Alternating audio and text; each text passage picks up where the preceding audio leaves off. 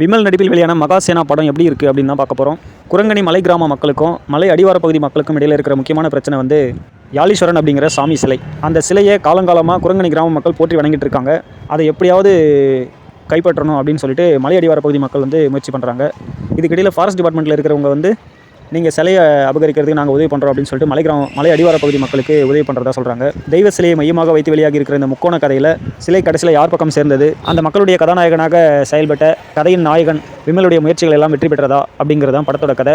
இந்த மாதிரியான கதைகள்லாம் நம்ம நிறைய பார்த்துருக்கோம். கிட்டத்தட்ட கதைன்னு பார்க்கும்போது காந்தாரா படம் மாதிரியே தான் இதுவும் ஓரளவுக்கு. பட் அதெல்லாம் இங்கே மேட்டர் கிடையாது. இந்த படத்தில் நடிச்சவங்க எல்லாருமே நடிச்சிருக்காங்க அப்படிங்கிறது தெளிவாக தெரியக்கூடிய அளவுக்கு ஒரு பிலோ ஆவரேஜான பெர்ஃபார்மன்ஸ் தான் வந்து மேக்ஸிமம் கொடுத்துருக்காங்க. மற்றவங்க எல்லாரையும் கூட விட்டுடலாம். விமலை பொறுத்த வரைக்கும் அவர் எவ்வளோ சூப்பரான பெர்ஃபார்மர் அப்படிங்கிறது தெரியும். ஆனால் இந்த படத்தில் ஏன் இப்படி பண்ணார் அப்படிங்கிறதே தெரியல. பெரும்பாலான காட்சிகள் வந்து அவர் நடிக்கவே இல்லை. நிறைய நடிப்பில் ஸ்கோர் பண்ண வேண்டிய காட்சிகளெல்லாம் வந்து அவர் அப்படியே சும்மாவே நின்று இருந்தார். அந்த சிலை யார்கிட்ட போகும் அப்படிங்கிறதெல்லாம் தாண்டி படம் பார்த்தவங்க நிறைய பேருக்கு வந்து விமலுக்கு என்னாச்சு, விமல் ஏன் அப்படி இருக்காரு அப்படின்றது தான் வந்து மெயினான கேள்வியாக இருந்தது மனசுக்குள்ள. ரொம்ப பிலோ ஆவரேஜான ஒரு பெர்ஃபார்மன்ஸ் வந்து விமல் கிட்ட இருந்து யாருமே எதிர்பார்த்திருக்க மாட்டாங்க. படம் ஆவரேஜ் அவ்வளோதான் ஒரு வரையில் சொல்லணும்னா. ஆனால் விமலை பொறுத்த வரைக்கும் இளமை, வயது, திறமை, நடிப்பு, அனுபவம் எல்லாமே இருக்குது விமல் கிட்ட.